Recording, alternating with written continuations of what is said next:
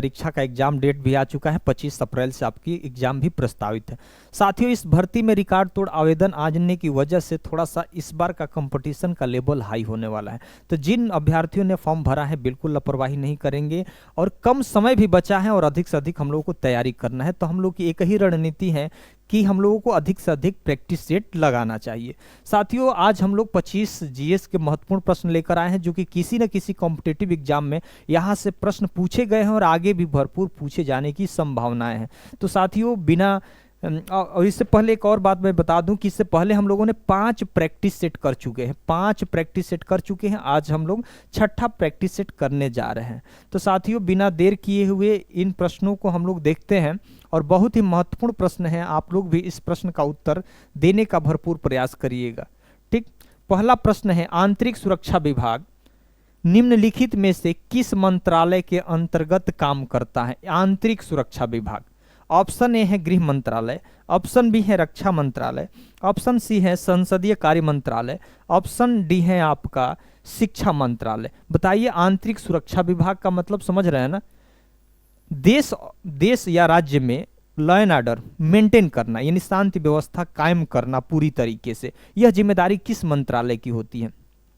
इसमें आपका ऑप्शन सही होगा, ऑप्शन ए गृह मंत्रालय। अधिकतर अभ्यर्थी रक्षा मंत्रालय लगा देंगे कि रक्षा से संबंधित है इसलिए रक्षा मंत्रालय लगाएंगे, ये गलत हो जाएगा। आपको गृह मंत्रालय लगाना है। अगर प्रधानमंत्री अगर आपके देश के हैं ना, तो उसके निचला जो पद होता है गृह मंत्रालय, बहुत ही महत्वपूर्ण होता है। जैसे अभी आप लोगों ने बिहार में देखा, नीतीश कुमार से गृह मंत्रालय को क्या कर दिया गया, ले लिया गया, और किनको दिया गया? सम्राट चौधरी को। तो बड़ा उस समय थोड़ा सा नीतीश कुमार की आलोचनाएं भी हुई थी कि भाई गृह मंत्रालय जैसे महत्वपूर्ण पद आपने किसी और को सौंप दिया। तो इस वजह से गृह मंत्रालय ही जो है ना पूरी तरीके से आंतरिक सुरक्षा विभाग की पूरी तरीके से जिम्मेदारी संभालता है, या प्रदेश में या देश में। ठीक, अगला देखिए, अभी आप लोगों ने गृह मंत्री इस समय देश के कौन है आपको पता ही होगा, अमित शाह जी गृह मंत्री हैं, रक्षा मंत्री आपको राजनाथ सिंह हैं। ठीक, अगला नंबर 2 नंबर क्वेश्चन देखिए, मानव शरीर का कौन सा अंग इंसुलिन पैदा करता है? मानव शरीर का कौन सा अंग इंसुलिन पैदा करता है? बहुत ही महत्वपूर्ण प्रश्न है, बहुत बार ये प्रश्न पूछे गए हैं। ऑप्शन ए है यकृत, ऑप्शन बी है अग्नाशय, ऑप्शन सी है तिल्ली, ऑप्शन डी है पित्ताशय। बताइए, इंसुलिन कौन स्रावित करता है या पैदा करता है? बताइए। ऑप्शन इसमें आपका सही हो जाएगा, ऑप्शन बी अग्नाशय। इंसुलिन का मतलब समझ रहे हैं क्या होता है? इंसुलिन एक प्रकार का हार्मोन है जो कि मानव शरीर के जो रक्त में क्या करता है, शर्करा मतलब ब्लड शुगर को क्या करता है? नियंत्रित करता है, मेंटेन करता है। और यही जब अधिक हो जाती है तो क्या हो जाती है? समस्याएं उत्पन्न होने लगती हैं। तो इंसुलिन क्या है? एक प्रकार का हार्मोन है, मानव शरीर के ब्लड में जो शर्करा जिसको बोलते हैं ब्लड शुगर को क्या करता है? मेंटेन करता है, नियंत्रित करता है। यकृत का मतलब समझ रहे हैं? प्रश्न कई बार पूछा गया है कि मानव शरीर का सबसे बड़ा अंग कौन सा है? अगर अंग पूछा जाए तो क्या लगाएंगे? मानव शरीर का सबसे बड़ा अंग अगर पूछा जाए तो क्या लगाएंगे? त्वचा लगाएंगे। क्या लगाएंगे? त्वचा, सॉरी त्वचा, हाँ त्वचा। मानव शरीर का सबसे बड़ा अंग त्वचा। मानव शरीर का सबसे बड़ी अगर ग्रंथि पूछा जाएगा तो क्या लगाएंगे? यकृत लगाएंगे। ठीक, अगला प्रश्न देखिए, खरीफ की फसलों की कटाई कब की जाती है? खरीफ की फसलों की कटाई कब की जाती है? रबी खरीफ जायद के बारे में सुने होंगे ना। खरीफ की फसल पहले बोई कब जाती है? पहले तो ये ध्यान दीजिएगा, तो ये गर्मी के मौसम में बोई जाती है खरीफ की फसल। अब गर्मी के मौसम में कब? जून और जुलाई में क्या होती है? बोई जाती है। जून जुलाई में बोई जाएंगी तो काटी कब जाएंगी? कटाई की बात कर रहा है ना। तो ऑप्शन ए है जुलाई अगस्त, ऑप्शन बी है सितंबर अक्टूबर, ऑप्शन सी है जनवरी फरवरी, ऑप्शन डी है मार्च अप्रैल। तो खरीफ की फसल कब कटाई होती है भाई? जून जुलाई में बोई जाएंगी तो सितंबर और अक्टूबर में क्या होती है? काटी जाती हैं। और वही ये तो खरीफ हो गया ना। रबी की फसल को कब बोया जाता है? तो अक्टूबर नवंबर में, अभी जाड़े के मौसम में आपका रबी की फसल बोई जाती है। ठीक, इसी तरह से आपको याद रखना है। और यहाँ से 1-2 और उदाहरण याद रखना है कि रबी की फसल का जो उदाहरण है कौन कौन सी फसल बोई जाती है, खरीफ की फसल कौन कौन सी बोई जाती है, उसका नाम भी याद रखना आप। निम्नलिखित में से कौन सा प्रधानमंत्री की नियुक्ति करता है भाई, प्रधानमंत्री की नियुक्ति कौन करता है? ऑप्शन ए है भारत के राष्ट्रपति, ऑप्शन बी है आपका भारत के मुख्य चुनाव आयुक्त, ऑप्शन सी है भारत के मुख्य चुनाव आयुक्त, हाँ सॉरी, ऑप्शन सी है भारत के नियंत्रक एवं महालेखा परीक्षक, ऑप्शन डी है भारत के मुख्य न्यायाधीश। यानी प्रधानमंत्री की नियुक्ति कौन करता है? तो ऑप्शन आपका ए हो जाएगा, भारत के राष्ट्रपति। इस समय ध्यान दीजिएगा, अभी हाल ही में इनकी आलोचनाएं चल रही थी, यानी भारत के मुख्य चुनाव आयुक्त कौन है? ज्ञानेश कुमार है। कौन है? ज्ञानेश कुमार है। यहाँ महान्यायवादी नियंत्रक एवं महालेखा परीक्षक से ये पूछा जाता है कि नियंत्रक एवं महालेखा परीक्षक का जिक्र संविधान के किस अनुच्छेद में है? तो थोड़ा सा आपको ये याद रखिएगा, अनुच्छेद 148 में है नियंत्रक, और 76 में आपका अटॉर्नी जनरल यानी महान्यायवादी का भी जिक्र है। तो यहाँ से भी प्रश्न कई बार पूछा जाता है। ठीक, अगला देखिए, निम्नलिखित में से कौन सा रोग बैक्टीरिया के कारण होता है? बैक्टीरिया वायरस के बारे में आप सुने होंगे ना, तो बैक्टीरिया के कारण से कौन सा रोग होता है? ऑप्शन ए है इन्फ्लुएंजा, ऑप्शन बी है निमोनिया, ऑप्शन सी है चेचक, ऑप्शन डी है जुकाम। तो बताएंगे बैक्टीरिया के कारण से कौन सा रोग होता है? तो पहली बात है, इसमें आपका ऑप्शन हो जाएगा ऑप्शन बी, निमोनिया बैक्टीरिया के कारण से होती है। बाकी इन्फ्लुएंजा, चेचक और जुकाम ये सब वायरस के कमी से होता है, वायरस के कारण से होता है, सॉरी वायरस के कारण से होता है। अब यहाँ देखिए, ये बहुत महत्वपूर्ण है, लिखा है कि अलकनंदा और धौली गंगा नदी के संगम का स्थान क्या है? यानी अलकनंदा और धौली गंगा नदी मिलती हैं जब आपस में, तो उसको हम लोग क्या बोलते हैं? ऑप्शन है नंद प्रयाग, ऑप्शन बी है विष्णु प्रयाग, ऑप्शन सी है कर्ण प्रयाग, ऑप्शन डी है रुद्र प्रयाग। इसमें जो ऑप्शन आपका सही होगा ऑप्शन बी यानी विष्णु प्रयाग आपका सही हो जाएगा। 7 नंबर प्रश्न है, निम्नलिखित में से कौन सा पर्वत शिखर काराकोरम रेंज में स्थित है? कौन सा पर्वत शिखर काराकोरम रेंज में स्थित है? ऑप्शन ए है त्रिशूल, ऑप्शन बी है केटू, ऑप्शन सी है कामेट, ऑप्शन डी है नंदा देवी। यानी काराकोरम रेंज में कौन सा स्थित है भाई? केटू, याद रखिएगा केटू, कई बार ये प्रश्न पूछे गए हैं। ठीक, अगला प्रश्न है, भारतीय संविधान के निम्नलिखित मौलिक अधिकारों में से कौन सा 14 वर्ष से कम उम्र के बच्चों को रोजगार पर प्रतिबंध लगाता है? रोजगार पर प्रतिबंध लगाता है कौन सा, बताएंगे। ठीक, पहली बात, ऑप्शन ए है समानता का अधिकार, ऑप्शन बी है स्वतंत्रता का अधिकार, ऑप्शन सी है शोषण के विरुद्ध अधिकार, ऑप्शन डी है संस्कृति और शिक्षा का अधिकार। यानी भाई मौलिक अधिकारों के कौन सा 14 वर्ष से कम उम्र बच्चों को रोजगार पर क्या लगाता है? प्रतिबंध लगाता है भाई। तो 14 वर्ष से कम उम्र के बच्चों का यानी शोषण आप करेंगे ना, काम करवाएंगे, तो ऑप्शन क्या हो जाएगा आपका? ऑप्शन सी शोषण होगा। तो इसलिए उनको 14 वर्ष से कम उम्र के बच्चों को क्या किया जाता है? कहीं काम करने पर प्रतिबंध लगाया जाता है। ठीक, अब यहाँ से कई बार प्रश्न पूछा जाता है कि भारतीय संविधान में किस भाग में मौलिक अधिकार का जिक्र है? भाग 3 में है। कुल मौलिक अधिकार पहले कितने थे? पहले 7 थे। वर्तमान में कितने हैं? 6 हैं।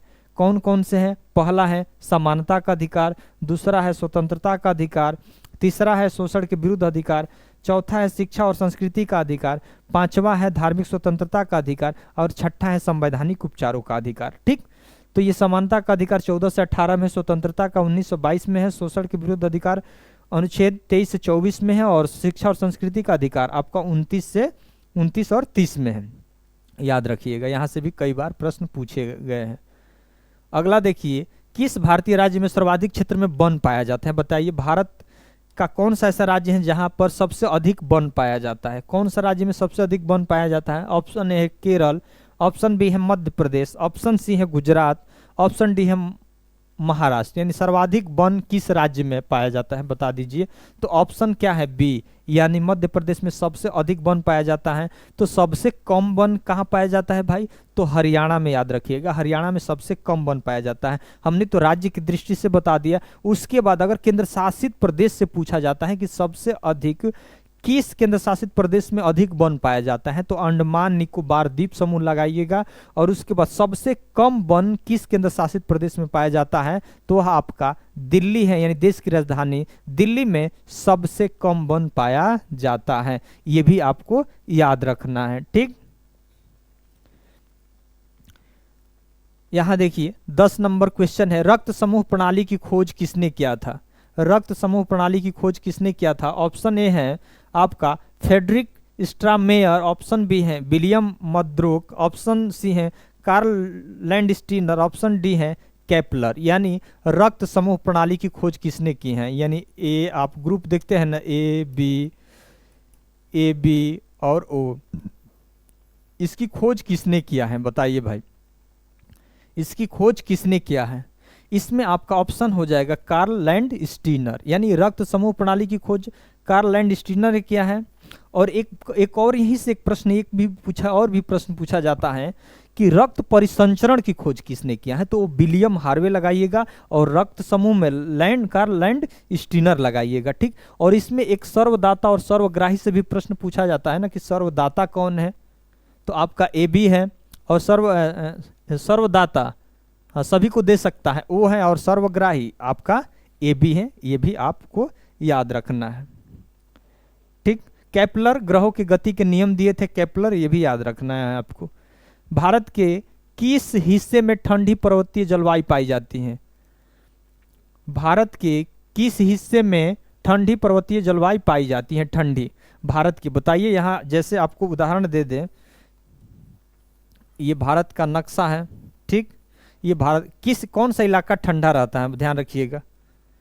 भारत के बीचों बीच से एक ही रेखा गुजरती है ना, कौन सी रेखा? कर्क रेखा। भारत के बीचों बीच से एक रेखा गुजरती है। और दक्षिणी भारत में क्या होता है? अधिक गर्मी होती है। अभी जाड़े के मौसम है ना, उत्तर भारत में हम लोग हैं।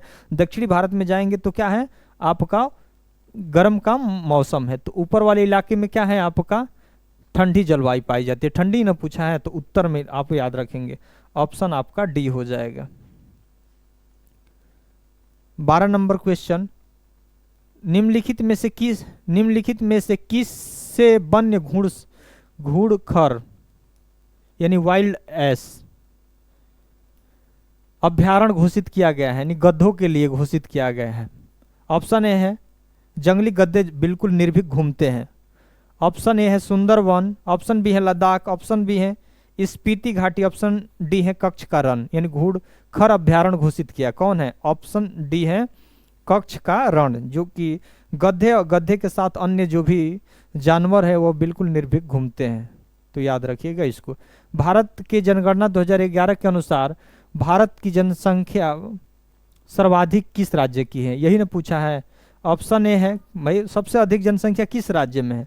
तो ऑप्शन आपका सी है आपका उत्तर प्रदेश। ध्यान रखिएगा, उत्तर प्रदेश में सबसे जनसंख्या अधिक है। तो सबसे कम कहाँ पे है? सिक्किम में है। क्षेत्रफल की दृष्टि से सबसे राज्य कौन सा है? आपका राजस्थान। और सबसे कम क्षेत्रफल की दृष्टि से वाला राज्य आपका गोवा हो जाएगा, ये भी याद रखिएगा। अक्टूबर नवंबर के दौरान सूर्य की आभासी गति किस तरफ होती है? दिशा पूछ रहा है, यानी अक्टूबर नवंबर के दौरान सूर्य की आभासी गति किस तरफ होती है, कौन सी दिशा में? ऑप्शन ए है उत्तरी पश्चिमी, ऑप्शन बी है उत्तर पूर्व, ऑप्शन सी है दक्षिणी, ऑप्शन डी है उत्तर। तो इसमें आपका जो सही हो जाएगा ऑप्शन आपका सी, यानी दक्षिण में आभासी गति। याद रखिएगा आपको। ये दिन का न्यूनतम तापमान सामान्यतः होता है, दिन का न्यूनतम इन सबसे कम टेम्परेचर किस समय हो सकता है? ऑप्शन है शाम को सबसे कम होगा, या रात को होगा, या सुबह उठते समय होगा, या डी दोपहर के होगा। तो सबसे न्यूनतम तापमान कब होगा? यानी सूर्य की किरण निकलने से पहले, यानी सुबह आपका होगा, यानी प्रातः काल आप इसको लगाएंगे, ठीक।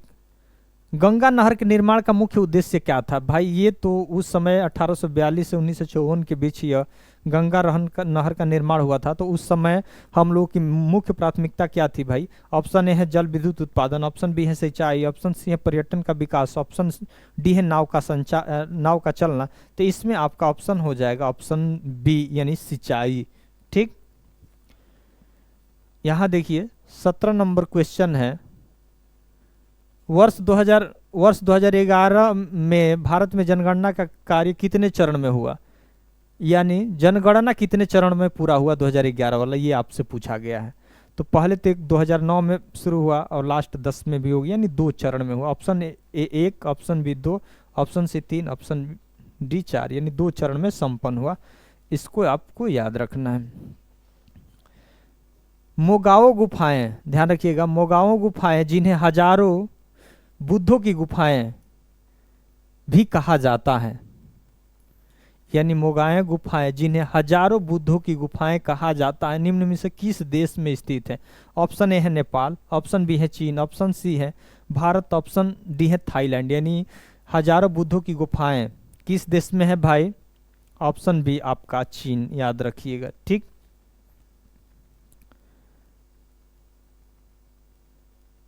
अगला प्रश्न है 19 नंबर, भारत के संविधान के अनुच्छेद 64 अनुच्छेद 89(1) के तहत निम्नलिखित में से कौन सा राज्यसभा का पदेन सभापति होता है। तो राज्यसभा का पदेन सभापति की बात किया है ना, तो ऑप्शन ए है प्रधानमंत्री, ऑप्शन बी है राष्ट्रपति, ऑप्शन सी है लोकसभा का अध्यक्ष, ऑप्शन डी है उपराष्ट्रपति। तो राज्यसभा की बात कर रहे हैं, पदेन सभापति, इसमें कौन होंगे आपका भारत के उपराष्ट्रपति।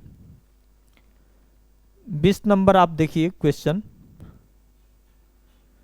कौन सा भारतीय राज्य अपनी अनूठी वारली चित्रकला के लिए प्रसिद्ध है। वारली चित्रकला, याद रखिएगा, वारली चित्रकला, ये वारली जनजाति है। अब किस राज्य की है ध्यान दीजिएगा। ऑप्शन ए है महाराष्ट्र, ऑप्शन बी है राजस्थान, ऑप्शन सी है मध्य प्रदेश, ऑप्शन डी है उड़ीसा। यानी वारली जो जनजाति है, जो जयमिति, जैसे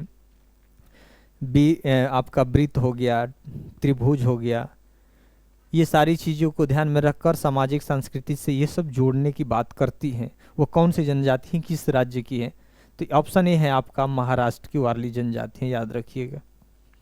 21 नंबर प्रश्न है, निम्नलिखित में कौन सा अम्ल सिरके में पाया जाता है, बताइए कौन सा अम्ल सिरके में पाया जाता है। सिरके में ऑप्शन ए है एसिटिक अम्ल, ऑप्शन बी है ऑक्जेलिक अम्ल, ऑप्शन सी है सेट्रिक अम्ल, ऑप्शन डी है लैक्टिक अम्ल। इसमें आपका है सिरके की बात करना है ना, तो इसमें आपका हो जाएगा एसिटिक अम्ल, आप याद रखिएगा। इन लोगों का, इनका भी मतलब आपको याद रखना है अगर मिलेगा तो। विदेश व्यापार महानिदेशालय किस मंत्रालय के अंतर्गत आता है भाई, विदेश व्यापार मंत्रालय किस मंत्रालय के अंतर्गत आता है। अब भाई विदेश व्यापार की बात कर रहा है ना, तो ऑप्शन ए है सूक्ष्म लघु एवं मध्यम उद्यम मंत्रालय, ऑप्शन बी है विदेश मंत्रालय, ऑप्शन सी है वित्त मंत्रालय, ऑप्शन डी है वाणिज्य एवं उद्योग मंत्रालय। तो ये भाई विदेश व्यापार महानिदेशालय मंत्रालय, इसमें हो जाएगा ऑप्शन डी, यानी वाणिज्य एवं उद्योग मंत्रालय के अंतर्गत आता है। 23 नंबर, पल्लव राजवंश की राजधानी कहाँ थी, याद रखिएगा, कई बार पूछा जाता है। ऑप्शन ए है तंजाउर, ऑप्शन बी है मैसूर, ऑप्शन आपका सी है कांचीपुरम, ऑप्शन डी है मदुरई। यानी पल्लव राजवंश की राजधानी आपका ऑप्शन सी हो जाएगा, यानी कांचीपुरम। ठीक, 24 नंबर प्रश्न है आपका कि वर्तमान में इलाहाबाद उच्च न्यायालय में न्यायाधीशों की स्वीकृत संख्या कितनी है। यानी जितने भी देश में उच्च न्यायालय हैं, सबसे अधिक न्यायाधीशों की संख्या, सबसे न्यायाधीशों की स्वीकृत संख्या सबसे अधिक कहाँ है आपका। ऑप्शन ए है 160, ऑप्शन बी है 180, ऑप्शन बी है 160, ऑप्शन सी है 170, ऑप्शन डी है 150। यानी इलाहाबाद उच्च न्यायालय में न्यायाधीशों की स्वीकृत संख्या कितनी है भाई, ऑप्शन बी है 160 है। भारत में कुल उच्च न्यायालयों की संख्या कितनी है, आप याद रखेंगे 25 आपका उच्च न्यायालयों की संख्या है। 25 नंबर और ये लास्ट आपका क्वेश्चन है इस वीडियो का। अंतर्राष्ट्रीय साक्षरता दिवस किस तारीख को मनाया जाता है। अंतर्राष्ट्रीय साक्षरता दिवस मनाया जा, ऑप्शन है 8 सितंबर, ऑप्शन बी है 24 अक्टूबर, ऑप्शन सी है 12 जनवरी, ऑप्शन डी है आपका 20 मार्च। तो अंतर्राष्ट्रीय साक्षरता दिवस आपका 8 सितंबर को मनाया जाता है। साथियों, कैसा वीडियो लगा जरूर आप लोग अपनी राय दीजिएगा। कहीं दिक्कत हो रही होगी तो ये आप जरूर बताइएगा कमेंट करके, मैं उस दिक्कत को जरूर समाधान करने का भरपूर प्रयास करेंगे। साथियों, अगर पहली बार इस चैनल पर विजिट कर रहे होंगे तो जरूर इस चैनल को आप सब्सक्राइब कर दीजिएगा, लाइक कर दीजिएगा। धन्यवाद।